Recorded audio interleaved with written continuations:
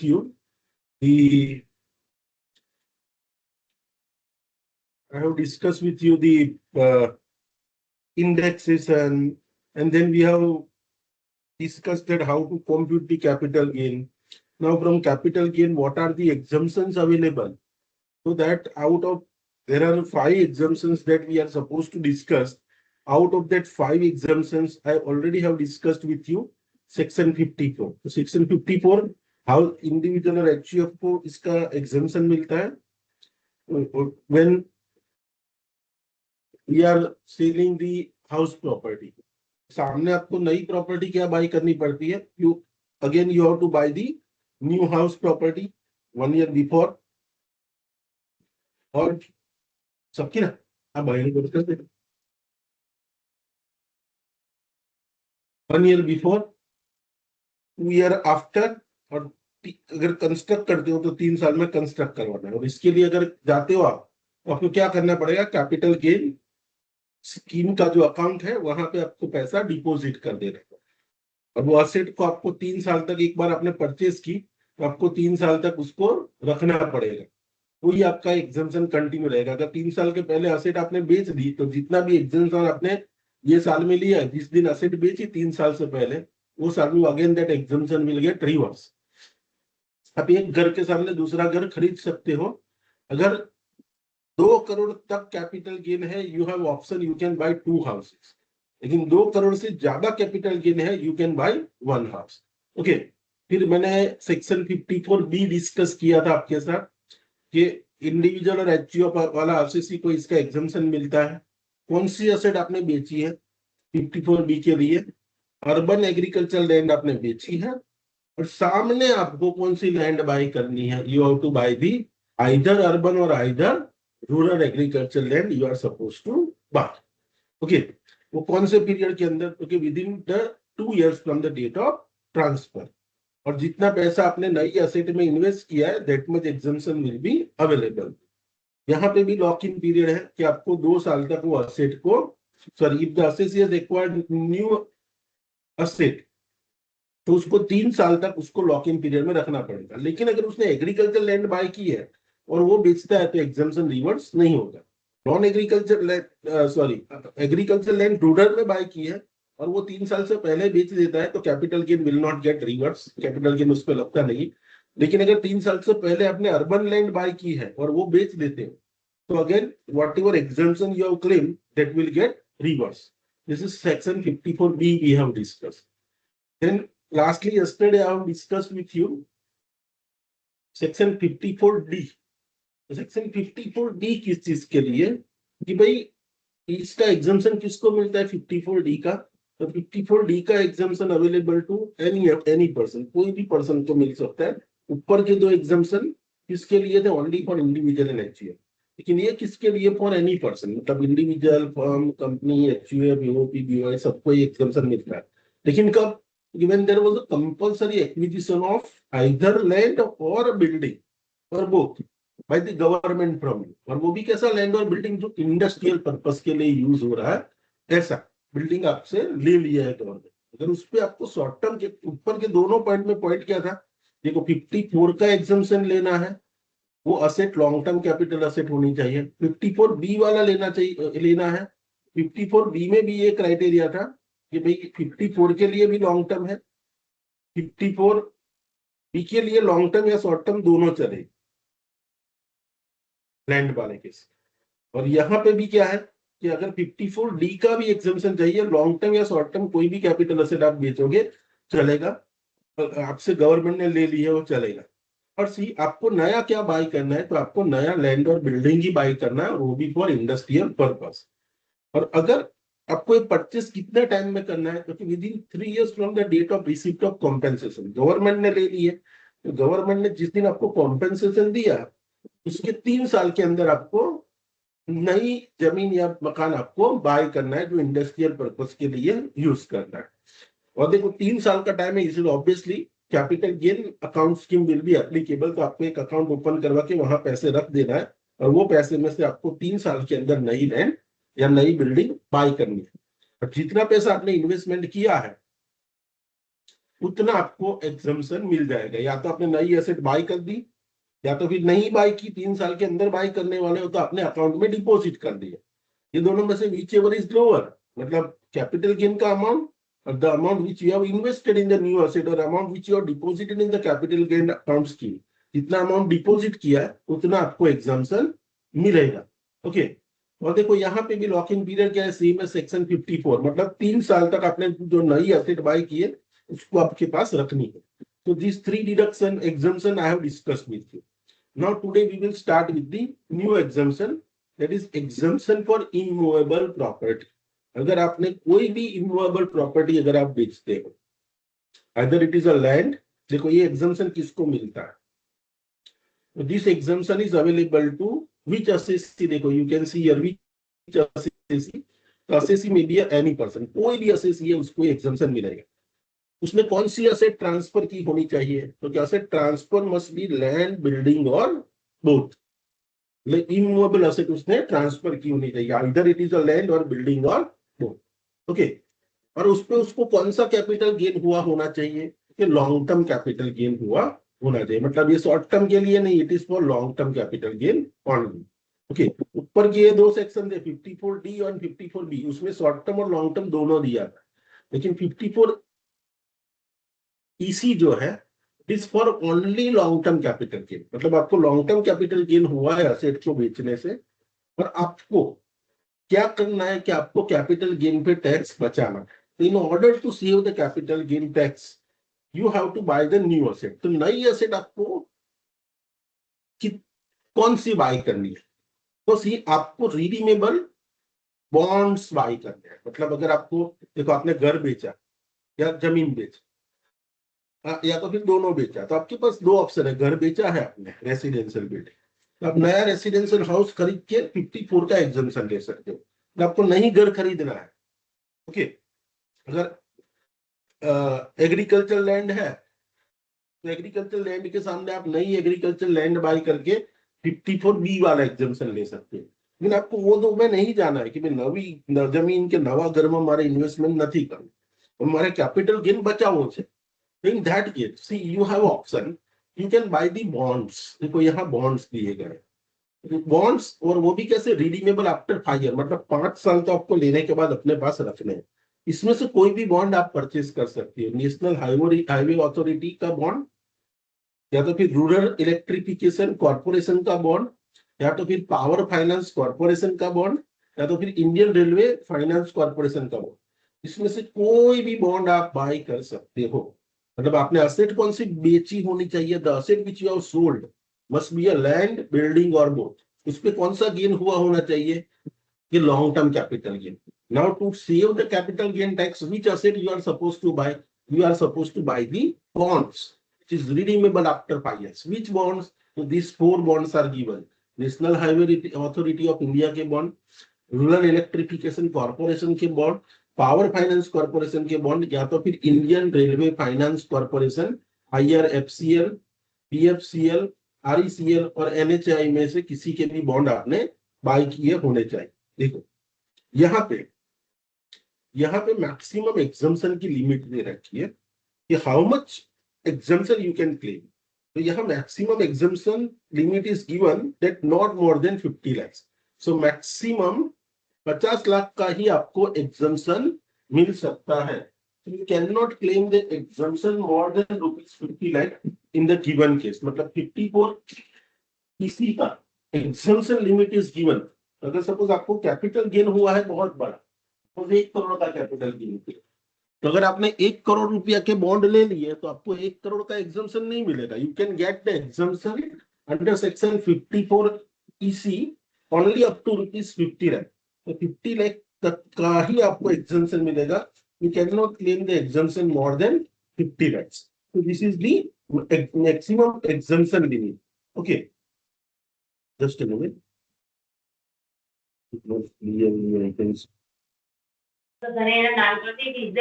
So 50 lakh is a limit। देखो यहाँ पे maximum exemption limit is ₹50 lakh. Okay, तो 50 लाख का ही एग्जम्पशन मिलेगा। और आपको ये नए बॉन्ड बाय करने, उसके लिए आपको 2-3 साल का टाइम नहीं मिलेगा। Here it is mentioned, see, purchase should be made within 6 months from the date of transfer. जब आपने ओरिजिनल असेट जो बेची उसके 6 महीने के अंदर ये बॉन्ड बाय कर। अब देखो यहाँ पे आपको 6 महीने में बाय बाय कर देना है नए बॉन्ड, मतलब यहाँ पे आपको capital gain investment scheme sorry account scheme जो है सीएजीएस स्कीम, उसका बेनिफिट नहीं मिलेगा। बाकी के ऊपर के चारों सेक्शन में ऊपर हमने 3 सेक्शन डिस्कस किए, तीनों सेक्शन में CAGS scheme was applicable. Here it is mention what not applicable. Okay, तो see now how much exemption you can get? The exemption is actual amount of capital gain, और जो नई asset bye की है, लेकिन नई asset में maximum limit कितना है? 50 लाख। अगर 50 लाख से ज्यादा का आपने इन्वेस्टमेंट किया है बॉन्ड में, you cannot get more exemption. So maximum exemption that you can get under the section 54 EC is only rupees 50 lakh and not more than that. Now is there any lock-in period? तो here starting में यहाँ पे ही बोला है 5 साल के redeemable, मतलब आपको 5 साल तक तो वो बॉन्ड रखने हैं। तो देखो, if new asset is transfer और converted into money from the 5 years from the date of acquisition, then exemption taxable in the year of transfer or conversion. मतलब अगर ये असेट को आपने जो नए बॉन्ड बाय किए उसको आपको 5 साल तक रखने हैं। 5 साल तक अगर आपने 5 साल के बाद से पहले अगर आपने इसको सेल कर दिया या तो फिर इसको ये बॉन्ड में से कोई इक्विटी में या कोई कन्वर्जन करवा दिया तो नहीं चलेगा, आपको 5 साल तक रखना है। ओके, हाँ। अभी आप बोलोगे सर कन्वर्जन किसको बोलते हैं, तो यहाँ पे लिखा है देखो, if the assessee takes any loan और advance on the security or bonds, each shall be deemed to have been converted into money on the date on which the loan or advance is taken. मतलब તમે શું કરો, તમારી પાસે bond પડ્યા છે, a bond ને તમે સિક્યુરિટી તરીકે બેંકમાં આપો ને બેંકને કહો આના પર મને લોન આપી દો, તો if you take the loan it is treated as a conversion. એનો મતલબ 5 વર્ષ સુધી તમે એ વસ્તુને સિક્યુરિટી કે ગીરવે મૂકીને કે એને હાઇપોથેકેટ કરીને you can not you lien કરીને you can not take the loan. if you take a loan on that, like you give, suppose I have a shares of a company and if I give in the bank and I ask that give me the loan on these shares, so they gives, okay, bonds में भी loan मिलता है, but in this case suppose if you have taken the capital gain exemption and later on by putting this security as a security, bank में security तो जो आपके पास bond पड़े उसको as a in form of security if you will give and if you will take the loan, then on that, see, that will be treated as a conversion. And see, the year in which you take the loan, on that year, whatever earlier exemption you have claimed, that will get withdrawn. Okay, so section 54 EC में 50 लाख की limit है और 5 साल का locking period है। 5 साल तक इस बॉन्ड को आप बेच नहीं सकते और उसको बैंक में रख के उस पर लोन नहीं ले सकते, ठीक है। और 50 लाख का लिमिट है। और किसको इसका बेनिफिट मिलता है? To any asset, but see on transfer of which asset, the land, building और बुक। और वो असेट कैसी होनी चाहिए? लॉन्ग टर्म कैपिटल असेट होनी चाहिए। So on transfer of that land, building और any asset if you have earn the capital gain, उस पे आपको टैक्स बचाना है। तो 54 इसी का बेनिफिट लेना है आपको। इसमें से चारों में से कोई भी बॉन्ड आप बाय कर दो with in 6 month from the year of transfer of original asset. Okay, 6 महीने में आप बाय कर दो। यह कैपिटल गेन अकाउंट स्कीम का कोई बेनिफिट नहीं मिलता। 6 महीने में आपको बॉन्ड बाय कर लेने हैं।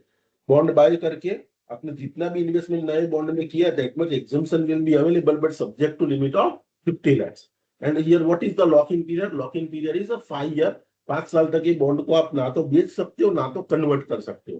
Conversion means what? ये सब बॉन्ड कन्वर्टेबल तो है नहीं, तो कन्वर्जन मीन्स व्हाट? इस पे अगर आपने लोन ले लिया it is treated as a conversion and see it is treated as a conversion, and see the year in which you do the conversion, see the deduction or exemption which you have earlier claimed that will get reverse। Understood all of you? समझ में आया point? Hello? Yes, sir. Okay, anyone is any Yes, doubt sir. here? Yes, sir. Okay, now the last exemption is exemption for any long term capital asset other than residential house property। मतलब देखो, यहाँ जो आप asset बेच रहे हो वो कोई भी लॉन्ग टर्म कैपिटल असेट आप बेच रहे हो हाउस प्रॉपर्टी को छोड़ कि हाउस प्रॉपर्टी को छोड़ के कोई भी असेट आपने बेची, लेकिन वो असेट कैसी है? लॉन्ग टर्म कैपिटल असेट है। तो in case of individual and HUF you can claim the benefit और you can claim the exemption under section 54F। ये सेक्शन 54F है। सेक्शन 54F का आपको एग्जम्पशन मिलेगा। Okay, you can claim the exemption under section 54F। Okay, तो और वो क्या है कि अगर आपने कोई भी कैपिटल असेट को बेचा है, you have sold any capital asset, और on transfer of that capital, transfer करने वाला असेसी कौन है? असेसी मस्ट बी इंडिविजुअल और एक्चुअल। देखो मतलब मैंने आपको 5 सेक्शन पढ़ा है, 5 में से 3 सेक्शन ऐसे 54, 54B और 54F, इन तीनों में इंडिविजुअल और एक्चुअल कोई एग्जम्पशन मिलता है, ठीक है। और यहाँ पे जो असेट बेच रहे हो तो कोई भी असेट होगी चलेगा, लेकिन रिक्वायरमेंट क्या है? अदर देन हाउस प्रॉपर्टी होनी चाहिए। हाउस प्रॉपर्टी को छोड़ के कोई भी असेट होगी चलेगा, ठीक है। Now any asset other than residential house property sold by, और आपको आप जो असेट बेच रहे हो वो कैसी होनी चाहिए? लॉन्ग टर्म कैपिटल असेट आपकी होनी चाहिए, लॉन्ग टर्म कैपिटल असेट आपकी होनी चाहिए, ठीक है। लॉन्ग टर्म कैपिटल असेट होनी चाहिए, अदर देन हाउस होनी चाहिए, और इंडिविजुअल एक्चुअल वो ट्रांसफर की होनी चाहिए। अगर इसको कोई कैपिटल गेन हुआ और वो उस पर कैपिटल गेन बचाना चाहे और उसको सेक्शन 54F का बेनिफिट लेना है, तो उसको नई असेट क्या बाय करनी पड़ेगी? तो नई असेट उसको एक नया रेसिडेंशियल हाउस बाय करना पड़ेगा, वन रेसिडेंशियल हाउस प्रॉपर्टी उसको बाय करनी। कितने time?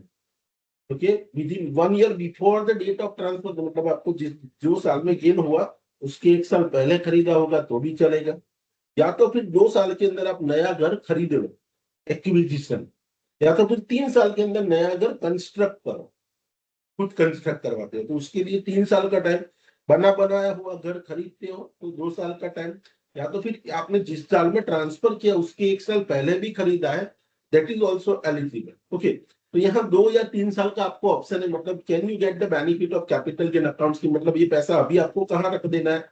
In which is transfer, आप कैपिटल गेन अकाउंट स्कीम के अंदर रख सकते हो, और उसके बाद 2 साल या 3 साल के अंदर नया घर आप खरीद सकते हो या बना सकते हो। मतलब capital gain investment scheme is available. तो यहाँ पे देखो डिपॉजिट स्कीम या इट इज एप्लीकेबल। अभी यहाँ आपको एग्जम्पशन कितना मिलेगा? तो देखो आपको एग्जम्पशन प्रोपोर्शनेट मिलेगा, not a full amount which you have invested. तो जितना भी आपको लॉन्ग टर्म कैपिटल गेन हुआ है multiply by cost of the new asset, तब आपने नया घर कितने का खरीदा है वो divided by net consideration. Okay, net consideration means आपको जो नेट कंसिडरेशन, मतलब आपने जो नई असेट, आपने जो पुरानी असेट बेची उसमें से उसका कितना पैसा मिला, that is your net consideration. Net मतलब कितना पैसा मिला minus expenses related to transfer, ऐसा करोगे तो आपको नेट कंसिडरेशन मिलेगा। तो नेट कंसिडरेशन में से आपने नए घर में कितना इन्वेस्ट किया, ये दोनों का जो रेशियो बैठता है वो रेशियो को आपको लॉन्ग टर्म कैपिटल गेन के साथ मल्टीप्लाई कर। प्रपोर्शनेट કે જેટલા ટોટલ પૈસા તમને મળ્યા છે એમાંથી તમે કેટલા ઇન્વેસ્ટ કર્યા નવા ઘરમાં, તો કે એ બે વચ્ચેનો જે રેશિયો છે એ રેશિયોથી આપણે કેપિટલ ગેઇન અને એમાંથી કેપિટલ ગેઇન કેટલો હતો, in that proportion you have to calculate and you have to determine the amount.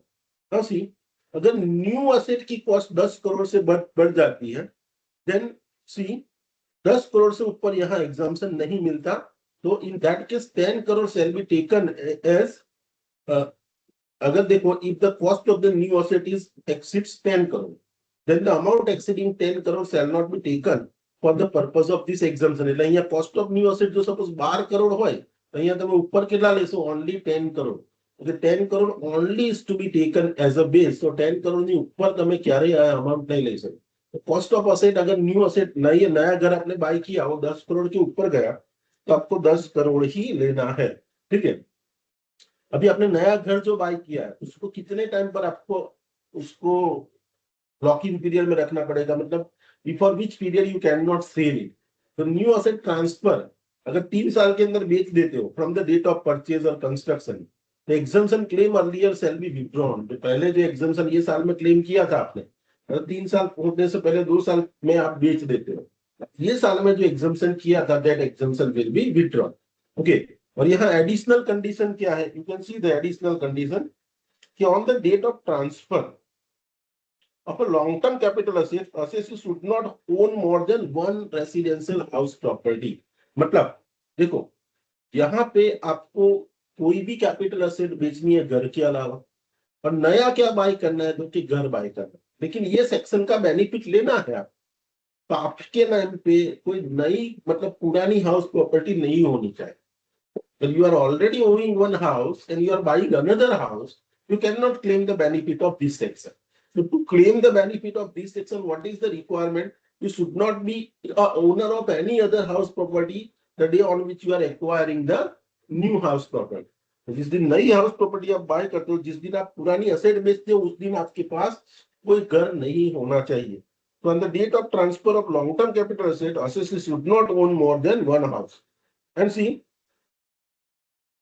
Should not purchase any other house, वो भी है। और दूसरा कंडीशन यहाँ पे आप देख सकते हो, यहाँ पे ऐसा लिखा है should not purchase any other house with in 2 years। मतलब તમે જે દિવસે તમારી long term capital asset sold કરી તે દિવસે તમારી પાસે કોઈ ઘર નથી। એટલે ગવર્મેન્ટે કીધું તમે એક નવું ઘર ખરીદ્યું, નવા ઘરની અંદર તમે જેટલી ઇન્વેસ્ટમેન્ટ કરશે એનું તમને અમે પ્રપોર્શનેટલી એક્ઝમ્પશન આપીશું। તો તમે એક ઘર ખરીદ્યું, હવે તમારી પર બીજી રિસ્ટ્રિક્શન એવી માંગી છે કે 2 વર્ષની અંદર બીજું નવું ઘર ના ખરીદી શકો। You should not purchase any other house within 2 years or construct the house within 3 years after the date of transfer. તમે એક લીધું છે તો એ એક તમારે 3 વર્ષ સુધી રાખવું પડશે, એને વેચવાનું નથી અને નવું ઘર પણ લેવાનું નથી। Okay, if above conditions are not satisfied, then exemption capital under this section in the okay, if above conditions are not satisfied, then exempt capital gain taxable in the previous year in which other residential houses purchase or construct. Okay, you can see here, अगर आपने 2 साल के अंदर दूसरा एक घर ले लिया, જે એક લીધું છે 3 વર્ષ પહેલા વેચવાનું નથી, 2 વર્ષની અંદર નવું ઘર ખરીદવાનું નથી, 3 વર્ષની અંદર નવું બનાવવાનું નથી। જો સપોઝ આવું કર્યું તો अर्लियर जो भी आपने एग्जम्पशन क्लेम किया, that exemption will be withdrawn. वो एग्जम्पशन आपका विथड्रॉ कर दिया था। ठीक है, नाउ सी, देखो हमने सभी सेक्शन पढ़े, 54, 54B, 54F, 54EC, 54 हमने पढ़ा घर के सामने का। 54B हमने पढ़ा कि agriculture sorry urban agriculture land है, उसके सामने रूरल या अर्बन एग्रीकल्चर लैंड आपको बाय करनी है, ये 54B हुआ। 54D हमने पढ़ा कि भाई आपका इंडस्ट्रियल लैंड एंड बिल्डिंग के सामने industrial land and building bye करना है, 54D। 54EC, दैट इज कोई भी कैपिटल असेट के सामने आपको बॉन्ड बाय करने हैं, that is EC. And last one is 54F, इसके अंदर कोई भी कैपिटल असेट के सामने आपको क्या बाय करना है, you have to buy the any one house property, that is 54F। Okay, अभी ये सभी सेक्शन के अंदर जो कॉमन पॉइंट्स है जो ऊपर नहीं कवर हुए हैं, वो पॉइंट्स यहाँ पे नोट्स में लिखे हुए हैं। So we will discuss this notes now. Okay, तो सी देखो यहाँ पे कैपिटल गेन अकाउंट स्कीम के रिलेटेड बात की गई है, ये आपको मैंने सभी जगह पे बताया। देखो एक ही सेक्शन है जहाँ 54 सॉरी ये कैपिटल गेन स्कीम एप्लीकेबल नहीं, वो कौन सा वाला सेक्शन है, 54EC जो बॉन्ड वाला है। 6 महीने में आपको बॉन्ड बाय करने हैं और आपको capital gain investment account scheme है वो एप्लीकेबल नहीं है। बाकी के 4 सेक्शन में capital gain account scheme applicable है। तो वो अकाउंट स्कीम के बारे में यहाँ बात की गई है पॉइंट नंबर 1 में। देखो क्या लिखा है, the amount if investment under section 54, 54B, 54D, 54F is not made before the date of filing of return, then amount of net consideration or capital gain has to be deposited under the capital gain account scheme, and the amounts so deposited shall be deemed to have been cost of new asset। तब ये point क्या कहना चाहते हैं, आपको बोला है कि या तो आप 2 साल के अंदर नया घर ले लो, या तो फिर नई असेट बाय करो, या तो फिर 3 साल के अंदर कंस्ट्रक्ट करो।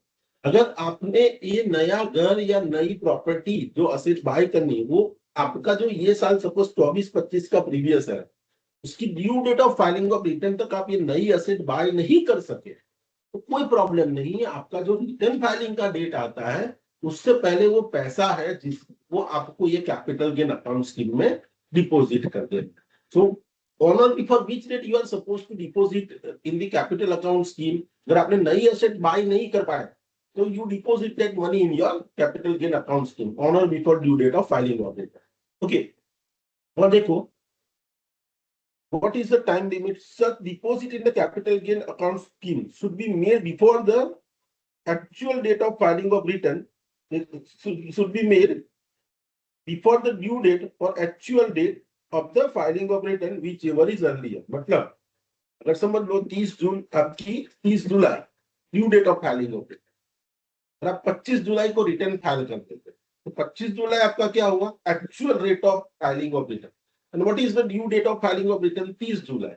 आपने 30 जुलाई की जगह 25 जुलाई को रिटर्न फाइल किया ना, तो आपको डिपॉजिट कब तक कर देना पड़ेगा? 25 जुलाई. मतलब जिस दिन रिटर्न फाइल कर देते हो आप, उससे पहले आपको डिपॉजिट कर देना.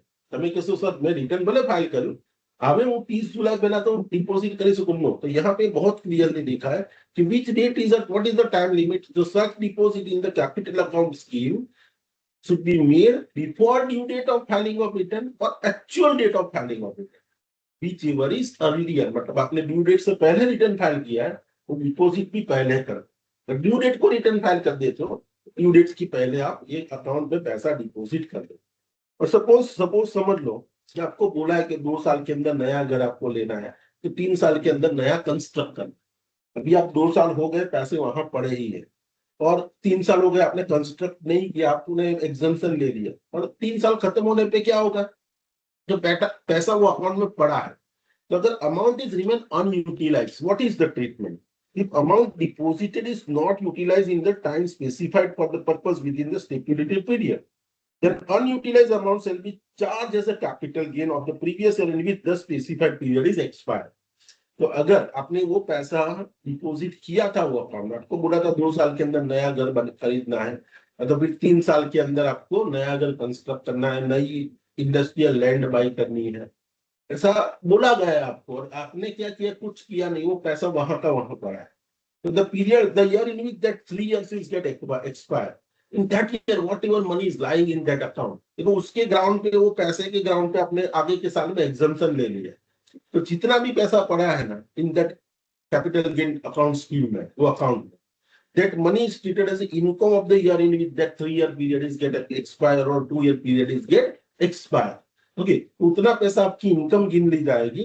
And however in case of section 54F, जो लास्ट वाला जो सेक्शन है, उसमें आपको क्या बोला था? कितने साल में आपको नया घर बाई करना है? ओके, देखो, you have to buy the new house -1 मतलब 1 साल पहले, या तो फिर 2 साल के अंदर नया घर खरीदो, या 3 साल के अंदर नया कंस्ट्रक्ट करो.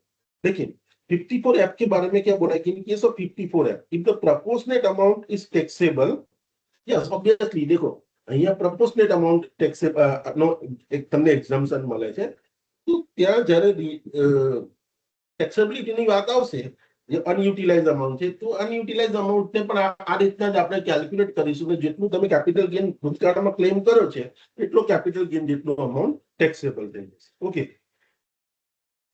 નાઉ the next note is 54H, extension of time limit for acquiring new asset. देखो अगर आप ये कैपिटल गेन अकाउंट स्कीम के अंदर पैसे पड़े हैं, और आप 2 साल या 3 साल के अंदर नई एसेट नहीं बाई कर, तो यहाँ एक्सटेंशन के लिए भी एक प्रोविजन है कि transfer of any capital asset is by compulsory acquisition scheme. Okay, compulsory under any law, then time limit for acquiring the new asset और depositing in the capital account scheme is computed from the date of receipt of compensation and not from the date of compulsory acquisition. ये हमने देखा है, ये यहाँ पे मैंने ये पढ़ाया है आपको कि यहाँ वाला तो 54D वाला, यहाँ असेट आपको नहीं बेचने, गवर्नमेंट ने ले. तो यहाँ आपका जो 3 साल का पीरियड है, वो कहां से कैलकुलेट होगा? Not on the date of transfer of asset, but see on receipt of the compensation. जो जिस दिन आप कॉम्पेंसेशन रिसीव करते हो गवर्नमेंट से, उससे 3 साल के अंदर आपको नई बाई करनी है. तो आपको कैपिटल गेन अकाउंट स्कीम में भी पैसा कौन से ग्राउंड पर? 3 साल का पीरियड कैसे कंप्लीट होगा? Not from the date of transfer but from the date of receipt of compensation, उसके ग्राउंड पे कैलकुलेट होगा. ठीक है, तो यहाँ एक छोटा सा एग्जांपल दिया है. हम फुल फ्लेज जो एग्जांपल्स करने वाले हैं वो कल करेंगे, लेकिन तो ये 54F का एक एग्जांपल दिया है, वो एग्जांपल हम देखेंगे. फुल फ्लेज एग्जांपल जो मुझे आपको करवाने हैं, that we will do on tomorrow. Okay, but see presently we will solve this example. Okay, so you can see here this example, you can read this example. Can you see? Hello? Yes, sir. Yes, Okay. sir. मैंने आपको यहाँ तक ही दिया है, page number 91 तक. इसका आगे का सॉल्यूशन पेज नंबर 92 पे भी है, वो मैं आपको शेयर करता हूँ. जस्ट मिनट, ये भी मतलब, या तो फिर मैं गिन लेता हूँ, ठीक है. फिर मैं आप जब जेरोक्स सेंटर पे दूंगा, I will give the page number 92 also. But let us refer this example. देखो, mister BB has purchase gold in the year 2012-13. उसने 12-13 में कुछ गोल्ड बाय किया था. कितने रुपए में? 13 करोड़. ठीक है. नाउ on 16th March 2025, मतलब ये करंट ईयर पे, he sold such gold for rupees 40.5 crores. Okay, 13 crore में गोल्ड इन्हें 40.5 करोड़ में बेची. Okay, transfer expenses is 0.05 crore. Okay, now on 28/6/2025, he purchased a residential house property in Mumbai for 28 crores. He does not own the more than one house on the date of transfer of the gold. इस दिन उसने transfer किया, उस दिन उसके पास एक से ज्यादा प्रॉपर्टी नहीं थी. देखो यहाँ पे भी ऐसी रिक्वायरमेंट है, यार आपको बेनिफिट लेना है तो see assessee should not own more than, मतलब एक घर હશે તો ચાલશે, તમે બીજું ખરીદી શકો. પણ બે હોય તો ત્રીજું તમે ના ખરીદી શકો. ओके, एक ही घर आपके पास होगा तो you can by the another. जो 54 में एग्जाम्पशन लेना है तो इसके पास एक घर ऑलरेडी था, दूसरा वो बाय कर सकता है. लेकिन दो है तो तीसरा बाय करेगा तो एग्जाम्पशन नहीं मिलेगा. तो उसके पास एक ही घर था, तो you can buy another house to claim. तो देखो, he does not own more than one house property on transfer of the gold. जिस दिन गोल्ड ट्रांसफर किया उस दिन उसके पास एक ही घर था, तो दूसरा बाय करके उसको एग्जाम्पशन मिल सकता है. ओके, नाउ देखो उसने क्या किया. 30th March 2027, he transferred the house Mumbai. He transferred the Mumbai house property for 34 crores. Discuss the tax treatment. आपको बोला है कि इसकी टैक्स ट्रीटमेंट आप डिस्कस करें. ठीक है. तो देखो ये सब अगर आपको कैलकुलेट करना है तो हाँ, वी कैन कैलकुलेट. तो सी सबसे पहले वी हैव टू डिसाइड कि whether this asset is a short term capital asset और लॉन्ग टर्म कैपिटल असेट. देखो ये सम सॉल्व करने से पहले हम कुछ चीजें डिसाइड कर लेंगे कि asset short term capital asset है या तो फिर ये लॉन्ग टर्म है. क्योंकि ये डिसाइड करना बहुत जरूरी है कि इंडेक्सेशन भी हमें देखना होता है. तो इसीलिए हम शॉर्ट टर्म है या लॉन्ग टर्म हम देख लेते हैं. तो देखो, अगर असेट शॉर्ट टर्म है या लॉन्ग टर्म देखना है तो हम क्या देखेंगे, उसका पीरियड ऑफ होल्डिंग. क्या रे असेट बाय करी, आपने असेट बाय क्या रे करी थी 2012-13 में असेट मैंने बाय की थी. Okay, so I have purchase this asset in the year 2012-13. Okay, और कब मैं बेच रहा हूं, 16 मार्च को. એટલે 12-13 થી લઈને 16 માર્ચ હું અસેટ વેચું છું. ઓકે, તો અપ્રોક્સિમેટલી યુ કેન સી કે 12-13 સાલ આપણે અસેટ आपके पास रखी है. 12-13 માં બાય કરી હતી અને 2025 માં વેચો છો તો 12 વર્ષ. હવે જો આપણે લોંગ ટર્મ કે શોર્ટ ટર્મ આ જે અસેટ છે ડિસાઈડ કરવું હોય तो ये गोल्ड कौन सी कैटेगरी में आता है. तो यहाँ देखो, ये 4 असेट में नहीं आता है, ये 2 असेट में भी नहीं आता, ये एनी अदर असेट में आता है. और एनी अदर असेट के केस में मैंने आपको क्या बोला है कि अगर असेट को आपने ये 22 जुलाई 2024 से पहले बेचा है तो 3 साल देख के डिसाइड करना कि लॉन्ग टर्म है या शॉर्ट टर्म. और उसके बाद बेचा है तो 2 साल देख के डिसाइड करना है. मतलब 24 महीना रखा है तो लॉन्ग टर्म. અહીંયા તમે અસેટ વેચો છો ક્યારે, તો you are selling this asset in the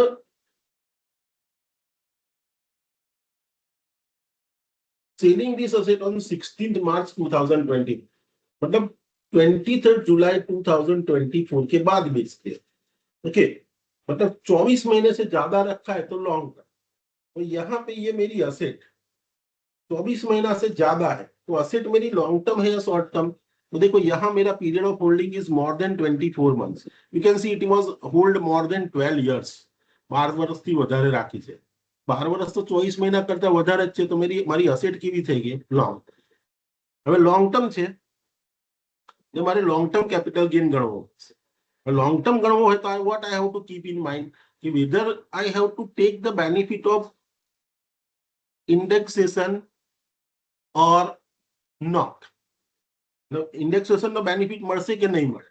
તો જો ઇન્ડેક્સેશન ના બેનિફિट માટે मैं ગઈકાલે તમને ભણાવ્યું.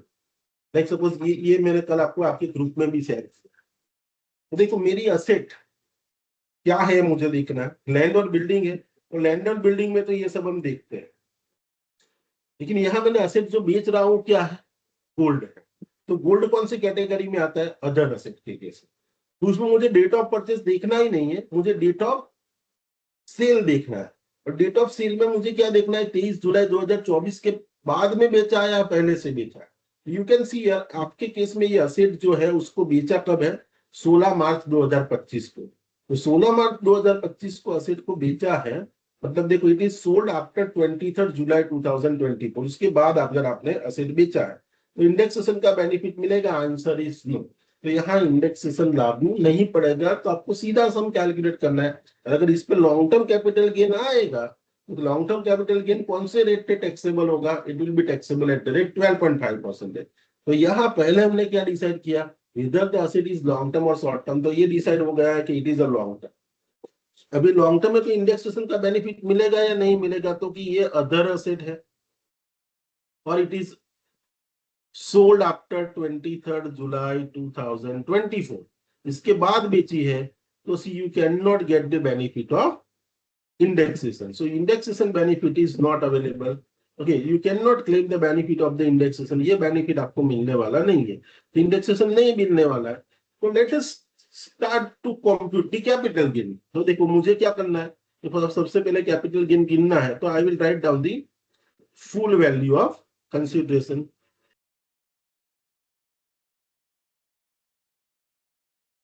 Value of consideration. आपने ये असेट जो गोल्ड था वो कितने में बेचा? तो you have sold this gold for rupees. यहाँ पे बोला है कि this gold is sold by you for by 40.5 crore. Okay, तो यहाँ हम 40.5 करोड़ लिख देते हैं कि asset is sold for 40.05 crore. इतने में मैंने असेट बेची है. मेरा फुल वैल्यू ऑफ कंसिडरेशन. इसमें से मैं लेस करूंगा expenses relating to transfer. तो expenses related to transfer आपको सब में दिए हैं. It is how much? So it is given 0.5 crore. यहाँ पे आपको सब में दिया है तो 0.05 करोड़. यहाँ से हम 0.05 करोड़ जो expenses related to transfer है वो हम लेस कर देते. तो इसके बाद जो मुझे मिलेगा that is my net consideration. ये मेरा नेट कंसीडरेशन हो गया. तो ये मेरा नेट कंसीडरेशन कितना हुआ? Exact 40 crore. 40 crore net consideration होगा. इसमें से मैं लेस करूंगा क्या? कि कॉस्ट ऑफ परचेज. तो ये असेट मुझे मैंने बाय कितने में की थी? Cost of acquisition was 13 crore. You can see here it is given 13 crore. तो सी यहां से मैं कॉस्ट ऑफ एक्विजिशन यहाँ पे बोला है 13 crore. I will deduct that 13 crore. अगर इसमें से कॉस्ट ऑफ इंप्रूवमेंट बोला है तो वो लेस करना है. नहीं दिया तो एक बार लिख तो देना है हमें कॉस्ट ऑफ इंप्रूवमेंट.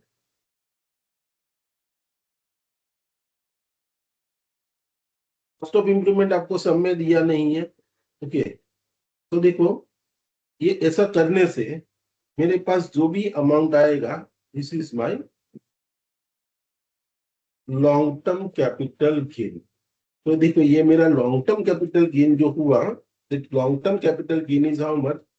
40 માંથી 13 જાય એટલે મારા 27 કરોડ રૂપિયા મારો लॉन्ग टर्म कैपिटल गेन था. ओके, अभी ये एसएससी ने क्या किया? देखो आपने लॉन्ग टर्म कैपिटल तो गेन तो कैलकुलेट किया, मतलब आपने लॉन्ग टर्म कैपिटल एसेट बेची, उस पर लॉन्ग टर्म कैपिटल गेन हुआ. अभी the assessee was not holding more than one house on the date of transfer, and he is acquiring another house. તો કોઈ પણ કેપિટલ અસેટ બેચો અને એની સામે તમે જો ઘર બાય કરશો તો you can get the benefit of section 54F. So you can get the exemption under section 54F. तो 54F का एग्जाम्पशन आपको मिलेगा। तो 54F का एग्जाम्पशन कैसे कैलकुलेट करते हैं, देखो कैसे कैलकुलेट करते हैं कि भाई जो भी आपका लॉन्ग टर्म कैपिटल गेन है multiply by amount invested in the new asset, amount invested in new asset, नवी एसेट में कितना पैसा इन्वेस्ट करे A divided by net consideration. Okay, ऐसा करने से जो अमाउंट आएगा इतना आपको 54F का एग्जाम्पशन मिलेगा। अगर आपका इन्वेस्टमेंट का अमाउंट 10 करोड़ से ज्यादा है तो हमें ये अमाउंट कितना लेना है, सिर्फ 10 करोड़ लेना है। ठीक है, तो see you can see here, ये असेसी ने क्या किया, देखो उसने उसको 2 साल के अंदर या तो नया घर लेना था या तो 3 साल के अंदर नया घर कंस्ट्रक्ट करना था या तो 1 साल पहले नया घर लेना था। तो यहाँ असेसी ने क्या कर दिया, देखो yes purchase a residential house property in Mumbai. Okay, देखो कौन सी तारीख को, 28/6, जब 16/3 को आपने असेट सोल्ड की और यही आपका जो रिटर्न फाइलिंग का डेट होता है 30 जुलाई। तो 30 जुलाई से पहले आपने क्या कर दिया, नया असेट बाय कर लिया। कितने रुपए का बाय किया, 28 करोड़। तो 28 करोड़ का नया आपने बाय कर लिया, मतलब within period of 2 years you buy the new house. Due date से पहले आपने बैंक में रखने की जरूरत ही नहीं पड़ी, उससे पहले ही आपने बाय कर लिया। तो आपको 54F का एग्जाम्पशन मिलेगा क्योंकि आप लॉन्ग टर्म कैपिटल असेट बेचते हो और सामने नया घर लेते हो। देखो यहाँ आप कैलकुलेट करोगे लॉन्ग टर्म कैपिटल गेन आपको कितना हुआ है, 27 करोड़। आपका नेट अमाउंट ऑफ कंसिडरेशन कितना, sorry net amount of investment कितना है, देखो आपने नया घर बाय किया है 28 करोड़ का, लेकिन मैंने आपको क्या बताया, अगर ये 10 करोड़ से ऊपर अमाउंट है, यहाँ पे हमने देखा ना, if amount exceeds 10 crore then you have to take it 10 crore as a base. तो यहाँ आपको 28 करोड़ लिया, लेकिन आपको लेना कितना है यहाँ पे, ओनली 10 करोड़। और आपका नेट वैल्यू ऑफ कंसिडरेशन कितना था, ये हमने कैलकुलेट किया, नेट कंसिडरेशन वाज 40 करोड़। तो ऐसा करोगे कि भाई 27 crore multiply by 10 divided by 40। If you do this, see whatever amount you will get is this amount 6.75। Okay, देखते हैं भाई ये कैलकुलेटर में 27 मल्टीप्लाई बाय 10 मतलब 270 हुए, उसको डिवाइडेड बाय 40 करते हैं तो अमाउंट इज हाउ मच, 6.75। मतलब आपको एग्जाम्पशन कितने का मिलेगा, ये पूरा 27 करोड़ टैक्सेबल नहीं होगा, इसमें से आपको 6.75 करोड़ का एग्जाम्पशन मिलेगा। So what is your taxable capital gain, देखो ये साल में आपका taxable long term capital gain will be how much, 27 में से 6.75 if you will deduct, so see whatever is the remaining amount, that remaining amount क्या आता है, remaining amount is 20.25, remaining amount is 20.25।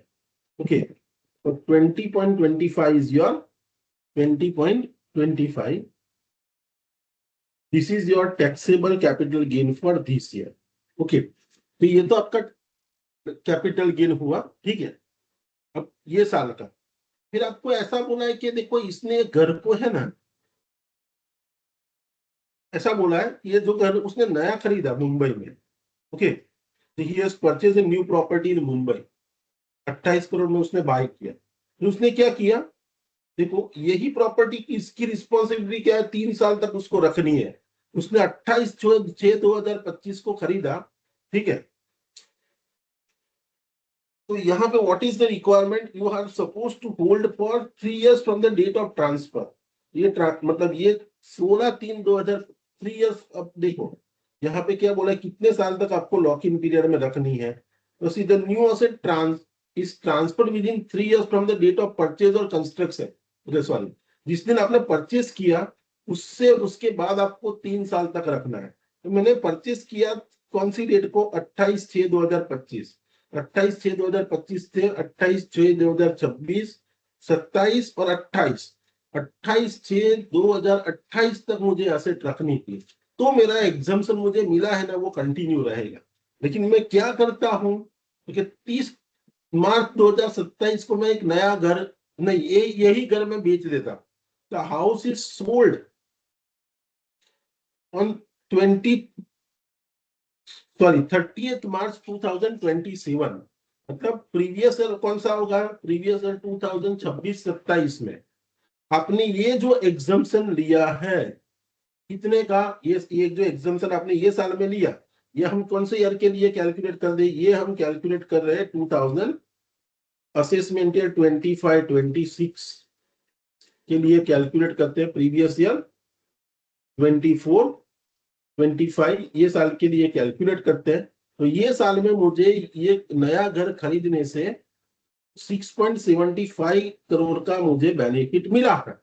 लेकिन ये घर को मैंने 3 साल से पहले बेच दिया। कौन से पीरियड में, क्योंकि 3 साल से पहले मैंने बेच दिया इन द ईयर 38 March 2027, मतलब 28 तक तो मुझे रखना था और 27 में बेच दिया। मतलब इन दी प्रीवियस ईयर 2026-27, ये मेरा प्रीवियस ईयर, और उसका असेसमेंट ईयर कौन सा होगा, असेसमेंट ईयर 27-28 असेसमेंट ईयर में क्या होगा, see the exemption which you have claimed earlier will be treated as deemed capital gain। ये साल में आपको deemed capital gain, long term capital gain taxable हो जाएगा। कितना, तो क्या आपने घर बेच दिया ना 3 साल से पहले, तो आगे कितना एग्जाम्पशन लिया था, 6.75 crore. This will be treated as your income of this year, તમારું એક્ઝમ્પશન રિવર્સ થઈ ગયું, and this amount will, this 6.70 crore amount will be taxable in the year previous year 2026-27, in other words in the assessment year 27-28। Not only that, देखो ये साल में घर बेच भी रहा, ये साल में ये घर बेच रहा और गेन से बेच रहा है, तो दूसरा भी कैपिटल गेन उसको होने वाला। ये तो कौन सा वाला कैपिटल गेन हुआ, उसका लॉन्ग टर्म। और देखो यहाँ पे इसने घर खरीदा था कितने में, ये साल में 25 में, 28/6/2025 में इसने घर खरीदा था 28 करोड़ में, और 30 मार्च 2027 को ये घर बेच रहा है 34 करोड़ में। तो ये आपको पूरा टैक्स ट्रीटमेंट पूछा है ना, तो पूरा टैक्स ट्रीटमेंट हम देखते हैं कि भाई 27-28 वाला जो असेसमेंट ईयर है, 26-27 वाला जो, सॉरी प्रीवियस ईयर है, तो 26-27 वाले प्रीवियस ईयर में ये क्या कर रहा है, जो घर उसने 28 करोड़ में खरीदा था वो 34 करोड़ में बेच रहा है। ओके, तो यहाँ पे भी एक दूसरा, ये तो कैपिटल गेन उसने अर्लियर लिया था, वो तो रिवर्स होगा ही होगा, ये तो लगेगा। लेकिन एक असेट वो बेच भी रहा है, घर बेच रहा है, और देखो 23 जुलाई 2024 के बाद बेच रहा है, 23 जुलाई 2024 के बाद बेच रहा है, 2027 तो क्या रहे, 23 जुलाई 2000 એના પછી જ આવે। અને સોરી, અને અસેટ કઈ છે, લોંગ ટર્મ, સોરી બિલ્ડિંગ છે। બિલ્ડિંગના કેસમાં આપણે કેટલા જોઈએ છે, પીરિયડ 24 મહિના, 24 મહિના કે 12, સોરી 2 વર્ષ તમે અસેટ હોલ્ડ કરી હોય તો લોંગ ટર્મ, 2 વર્ષ કરતા ઓછી કરી હોય તો શોર્ટ ટર્મ। જો અહીંયા તમે 28/6/2025, 2 વર્ષ ક્યારે કહેવાય, 28/6/2026 और 28/6/2027 तक आपने होल्ड की होगी और उसके बाद बेची है तो लॉन्ग टर्म। लेकिन आपने क्या 28/6/2027 से पहले 30 मार्च 2027 को बेचे, मतलब before 2 years you are selling, मतलब ये असेट कैसी हो गई, ये शॉर्ट टर्म कैपिटल असेट है। उस पे अगर गेन होगा तो सिंपली आपको ये साल में शॉर्ट टर्म कैपिटल गेन भी होगा। कितना, तो देखो ये साल में एक असेट आप बेच रहे हो, फुल वैल्यू ऑफ कंसिडरेशन कितने में बेच रहे हो, 34, उसमें आपको एक्सपेंसेस रिलेटेड टू ट्रांसफर नहीं दिया है, तो इसमें से सिर्फ आप कॉस्ट ऑफ एक्विजिशन आप लेस करोगे, कितने में बाय की थी, तो क्या 28 करोड़ में। दोनों के बीच का जो डिफरेंस है, 24 महीने पहले बेच दिया, ये दोनों के बीच का जो डिफरेंस आता है 6 करोड़, ये 6 करोड़ टैक्सेबल होगा कैसा, शॉर्ट टर्म कैपिटल गेन। मतलब in the year 27-28 assessment year 26-27 previous year में आपको 2 कैपिटल गेन टैक्सेबल होगा। एक तो आपका जो पहले कैपिटल गेन का एग्जाम्पशन दिया है वो रिवर्स हो जाएगा, क्योंकि आपने 2 साल से पहले, सॉरी 3 साल से पहले असेट को बेच दी, तो ये कैपिटल गेन का एग्जम्पशन जो पहले लिया था वो रिवर्स हो गया, और जो असेट बेचने से जो गेन हुआ, ये gain short term capital gain है, तो ये भी टैक्सेबल होगा। 6 और 6 2 12 crore 75 lakh capital gain will taxable, 6.75 long term, deemed long term, और 6 crore short term capital gain will be taxable. So in this way, you can calculate this example. So it is very simple example that we have calculated. Okay. So I hope that you have understood that how to calculate this kind of example. Anyone has any doubt in this example which I have solved? Hello?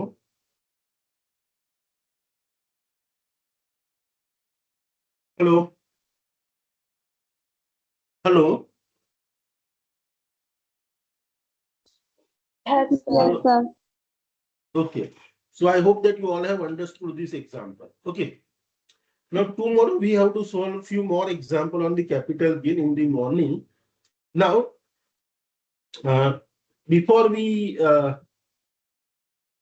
conclude this lecture, see, let us understand that what are the rates of the capital gain. આપણે બહુ બધા capital gain ના rates માં confuse થઈ ગયા છે. तो सी capital gain के रेट्स, कैपिटल गेन कौन से रेट से टैक्सेबल होता है वो हम समझ लेते हैं। देखिए, let us discuss the rates of capital gain. कौन से रेट से कैपिटल गेन टैक्सेबल होता है? तो देखो, कैपिटल गेन कौन से रेट से टैक्सेबल होता है वो हम समझते हैं। तो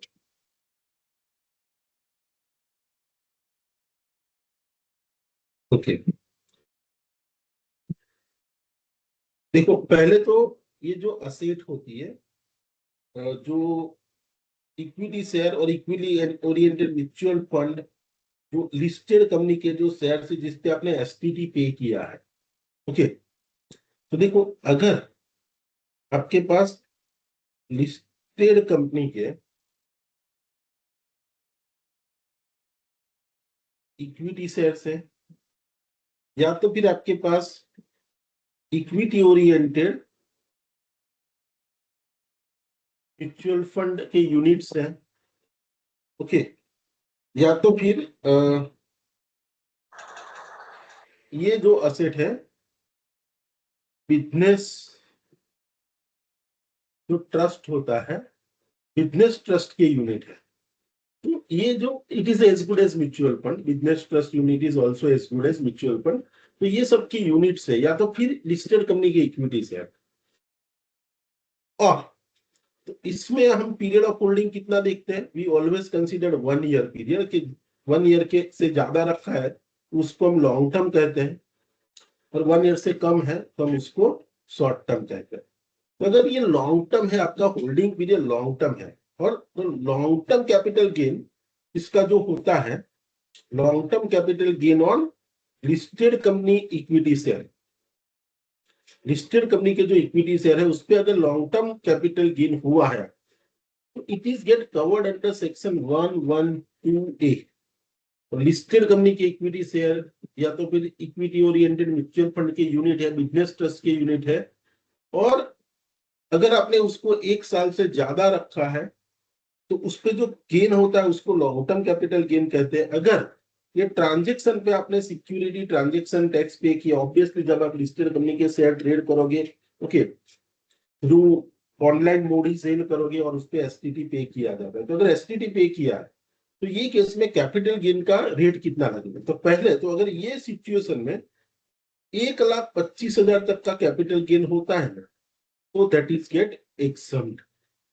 ओके, 1,25,000 तक का कैपिटल गेन होता है तो इट इज एक्सम्प्ट। ओके, और अब इसमें रेट्स कौन सा लगेगा? ये चीज तो कॉमन है कि इसमें मुझे कैपिटल गेन हुआ तो सी कैपिटल गेन 1,25,000 तक का हुआ तो एग्जम्प्ट होगा, उसके ऊपर होगा तो ही टैक्सेबल होगा। ओके, और उसके लिए रेट्स क्या है? देखो ये हमने ऑलरेडी आगे डिस्कस किए हैं कि अगर ये डेट ऑफ ट्रांसफर 23 जुलाई 2024 के पहले की है तो इन दैट केस इसमें जो लॉन्ग टर्म कैपिटल गेन था that was taxable at the rate 10%, और अगर इसके बाद की डेट है तो ये capital gain will be taxable at the rate 12.5%। तो ये 112 वाली असेट जो है उस पे कैपिटल गेन ऐसे कैलकुलेट किया है। ठीक है, तो आफ्टर वाली जो भी असेट है, ओके, इसमें वो देखो पहले क्या था, ये असेट जो थी 10% के रेट से टैक्सेबल तो होती थी, लेकिन इंडेक्सेशन का बेनिफिट नहीं मिलता था।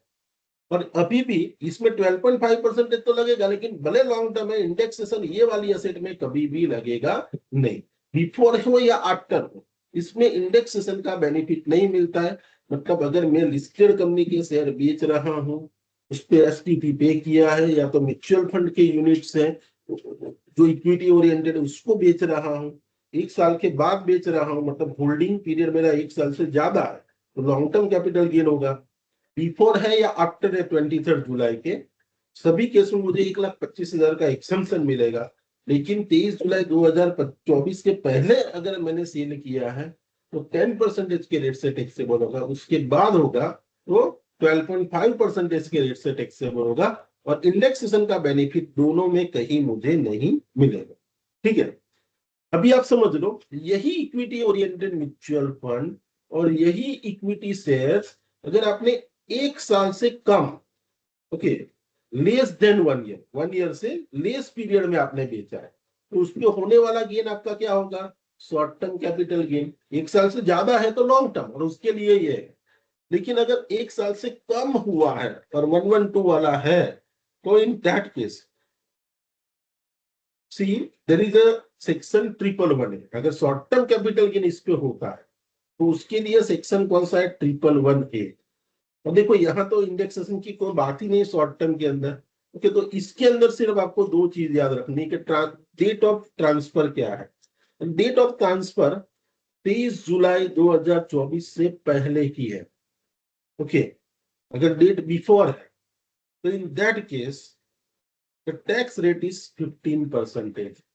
और अगर डेट ऑफ ट्रांसफर 23 जुलाई 2025-24 के बाद की है तो the tax rate is 20%। Okay, तो ये शॉर्ट टर्म के लिए क्या, और यहाँ 1,25,000 वाला कोई एग्जाम्पशन नहीं मिलता है। यहाँ सिर्फ आपको ये याद रखना है कि शॉर्ट टर्म कैपिटल गेन है और लिस्टेड कंपनी के इक्विटी शेयर पे, या तो इक्विटी ओरिएंटेड म्यूचुअल फंड पे, या तो फिर बिजनेस ट्रस्ट के यूनिट है उस पर आपने एसटीटी पे किया, लेकिन पीरियड ऑफ होल्डिंग 1 साल से कम है। तो अगर 23 जुलाई 2024 से पहले बेचा है टैक्स रेट इज 15%। उसके बाद अगर आपने बेचा है टैक्स रेट इज 20%। ठीक है, तो ये हमने इक्विटी शेयर्स वाली जो लिस्टेड असेट्स है उसका टैक्स रेट देखा। अभी इसके अलावा की कोई भी असेट आप देख लो, इसके अलावा की कोई भी asset, okay, any other asset, any other asset, तो एनी अदर असेट के केस में what will be the tax rate? तो सी, एनी अदर केस में अगर लॉन्ग टर्म कैपिटल गेन हम यहां लिखते हैं और ये लिखते हैं शॉर्ट टर्म कैपिटल गेन, ठीक है, और अगर ट्रांसफर की date if the transfer is before 23 जुलाई 2024 है, ओके, अगर ट्रांसफर बिफोर 23 जुलाई 2024 है तो long term capital gain was taxable at the rate 20%। और देखो ये बिफोर वाले के केस में आपको क्या होता है, here you can get the benefit of indexation also. और शॉर्ट टर्म कैपिटल गेन कौन से रेट से टैक्सेबल होता है? स्लैब रेट से, और यहाँ कोई इंडेक्सेशन का बेनिफिट नहीं मिलता है। ओके, बिफोर है तो। और अगर आफ्टर है, if the transfer is after 23 जुलाई 2024, so in that case long term capital gain is taxable at the rate 12.5%। लेकिन यहाँ पे क्या होगा? There will be no indexation, ये हमने कल पढ़ा। और अगर तो ये 12.5% के रेट से टैक्सेबल होगा, और शॉर्ट टर्म है वो नॉर्मल स्लैब रेट से टैक्सेबल होगा। Okay, again we have discussed in case of land and building. तो लैंड एंड बिल्डिंग में आपको देखो ये इंडेक्सेशन का पूरा मैंने कल समझाया था कि लैंड एंड बिल्डिंग वाली एसेट है, अगर उसका डेट ऑफ परचेज भी 30 जुलाई से पहले है और डेट ऑफ सेल भी 30 जुलाई के से पहले है, तो इंडेक्सेशन एप्लीकेबल होगा और 20%। अगर ये दोनों डेट आफ्टर है तो इंडेक्सेशन नहीं मिलेगा, but index tax rate will be 12.5% long term में। ठीक है, और अगर शॉर्ट टर्म में तो इंडेक्सेशन का कोई क्वेश्चन ही नहीं है। अगर लैंड और बिल्डिंग के केस में परचेज की डेट बिफोर है और सेल की डेट आफ्टर है, तो हम क्या करेंगे, दोनों तरीके से कैलकुलेट करेंगे। With indexation 20%, without indexation 12.5%।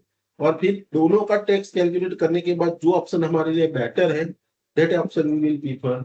And in case of any other asset, तो हमने देखा ही है कि अगर लॉन्ग टर्म असेट है, अगर उसको बिफोर 23 जुलाई बेचा है, ये हमने अभी पढ़ा है वही, बिफोर 21 जुलाई है तो 23 जुलाई तो 20% विथ इंडेक्सेशन, और आफ्टर बेचा है तो 12.5% विदाउट इंडेक्सेशन। और शॉर्ट टर्म कैपिटल गेन में तो क्या है, the normal slab rate will be applicable. Okay, और देखो ये जो लिस्टेड कंपनी वाली जो के शेयर्स है उसमें शॉर्ट टर्म भी होगा, तो उसमें टैक्स रेट डिफरेंट है। अगर 23 जुलाई से पहले है तो 15% है, उसके बाद है तो 20% है। और अगर ये लॉन्ग टर्म है इक्विटी शेयर वाला, तो 23 जुलाई से पहले है तो 10% है, उसके बाद है तो 12.5% है। So these are the various tax rates that we must know, okay, before we compute the example. So tax rate also we have discussed. Okay, so I hope that we have this whatever I have discussed with you today, you have understood it properly. Anyone has any question, any doubt?